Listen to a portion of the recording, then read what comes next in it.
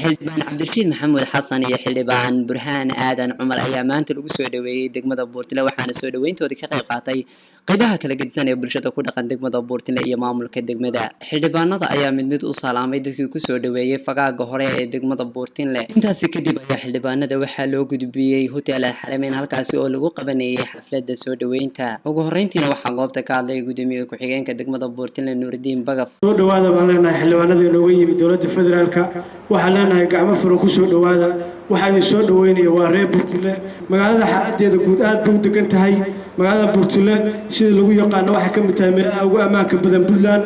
Dhanka kale nabadoonnada iyo aqoon-yahanada ku dhaqan degmada Buurtile ayaa soo dhaweeyay xildhibaanada dowladda federaalka Soomaaliya. xildhibaanada martida nooca ee dowladda federaalka Soomaaliya ku soo dhawaada degmada Buurtile gobolka Nugaal.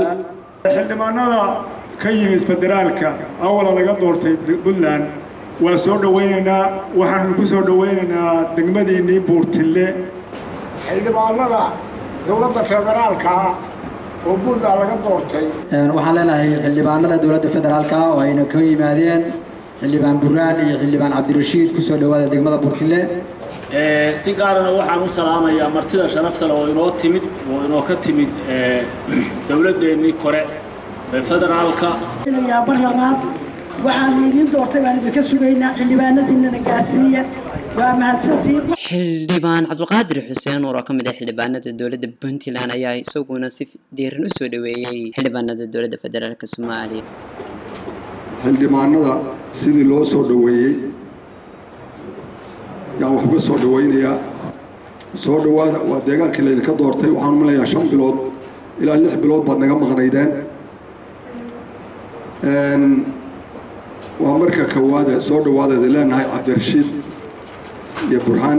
xildhibaan cabdirashiid iyo xildhibaan burhaan oo ka mid ah xildhibaanada dowladda federaalka Soomaaliya ayaa iyaguna goobta ka hadlay. waxaan rajeynayaa in halka ay ka sii qaadaan waxbarashada dhalinyarada siiba qof kasta waxbarashadu age male da' male waagaasi ahaan jirtay laakiin waxaan rajeynayaa insha Allah macadkaasna waa la furi doonaa insha Allah sanadkan intuusan dhammaan waan rajeynayaa insha Allah wada hadalada noo socda qolihii bahda waxbarashada haddii ilaahay sanadkan intuusan dhammaan inaan mataqaana arrintaasna wax laga qabto taageer runtii waxyaalaha ay uga duwan tahay bay ku jirtaa mataqaana deegaano badan oo ka mid ah Soomaaliya magaalada Buurtile nabad oo kale waxa la helana ma runtii in nabad lagu noolaado wax ka muhiimsan ma jirto.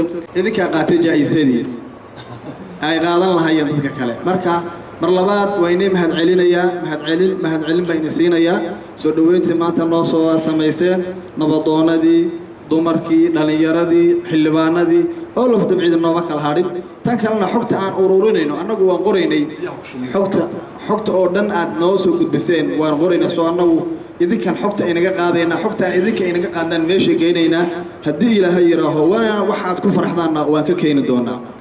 ugu dambeyntiina xildhibaanadan ayaa booqday goobaha caafimaadka ee degmada Buurtile sida isbitaalka weyn iyo isbitaalka Daawo. Sidoo kale xildhibaan burhaan ayaa xariga ka jaray xafiis cusub oo ka shaqeyn doona arrimaha bulshada ee degmada Buurtile. Sharmaake Cabdulqaadir Maxamed Sharmaake SBC TV Buurtile.